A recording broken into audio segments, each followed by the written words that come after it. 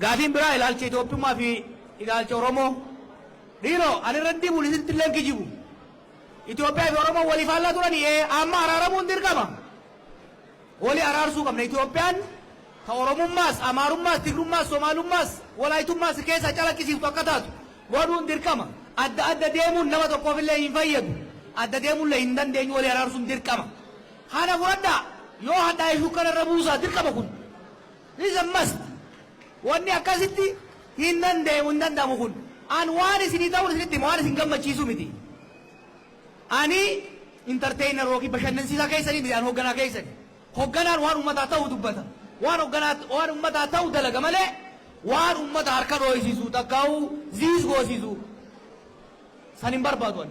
Wanni Oromoodhaa ta'u uummata keenyaa ta'u waan ammarra keenya qabachuu miidhaan maqaa Itoophiyaatiin nurrattis maaliin jechuun jira jituu kana.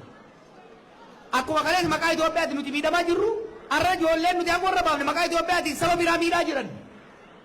Kun jibba farra Oromoo akkuma kalee nuti maaliif barra Itoophiyaa bara haraam nuti taateeti miti. Takka Baaybilii takka Quraanni haraam nuti hin goone. Miidhaa maqaa Itoophiyaatiin nurra gahaa tureetitu Itoophiyaan nu jibbisiisa. Arra maqaa Itoophiyaatiin miidhaa saboota adda addaa irra gahu Itoophiyaa osoo hin ta'in Oromoon akka jibbamu godhaa jira jechuudha. Kanaafi arra Amaaraaf kan falmuu qabu, Tigraayaf kan falmuu qabu, Somaaleef, Walaayitaaf kan falmuu qabu adda durummaan Oromoodha.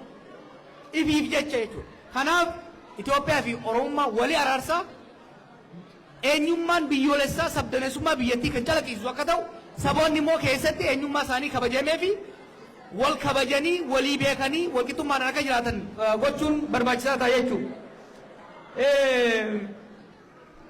Waan onnee nama tuqu dubbate mucaan waa'ee shirkaa dubbate sun. Rakkoon uummataa ta mootummaan jehuusaaf iyyattuu olii si jeemi. Awwaaniin beekuu fi ragaan qabu osoo nama si dhiime biyyaan gubata. Waan namni keenya keessa jiru.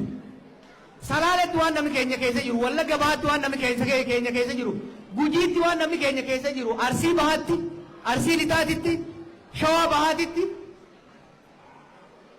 Wallahi namni Oromoodhaa namni biyya sanii akka ammaa kana takkaa dararamee salphatee hin beeku. Kuni ijoollee ammaan gora jirtu waan mormuufi miti. It's a fact. Mee keessattuu warri biyya alaarraa biyya san dhayitan. Abbaa feetan deeggaraa mootummaa deeggaraa yoo barbaaddan. Garuu Finfinneef Adaamaaf dirree dhawaa teessanii hin deeggarina. Yoo sodaattan miilaan Adaamaadhaa bahu sodaateeti Adaamaa ta'ee mootummaa faarsa kijibaan.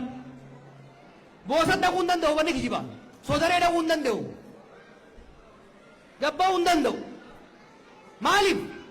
Tokkotu takka milishaatu miila isa cabsa takka qacaaqaatu harkisee fuudhee deeman. Namni keenya dur gabroomaa ture. Hidhamaa ture. Bayee galuu nu magala ture. Arra bayee hoggaa galu bar. Salphinni irra ga'u. Akka fedhan cabaqan akka fedhan tuman. Sangaarraa qalatan sangaarraa gurguratan. Wanni hin dubbachaa jiruufis salphinni kuni keessattuu zabana Oromoon biyya bulchitutti ta'uunsaa qaaniidha jechuudha itti qaanfachuudha qabna. Itti qaanfachuudha qabna jechuudha. Kan ammoo jijjiiruudhaaf saba hundarraa kaasuudhaaf. Laal lolli kuni Oromiyaatti eegale Tigree dhaqee Amaara ga'e amma Somaalittis gaffachaa jira. Kanaaf salphina sababa lolaatii fi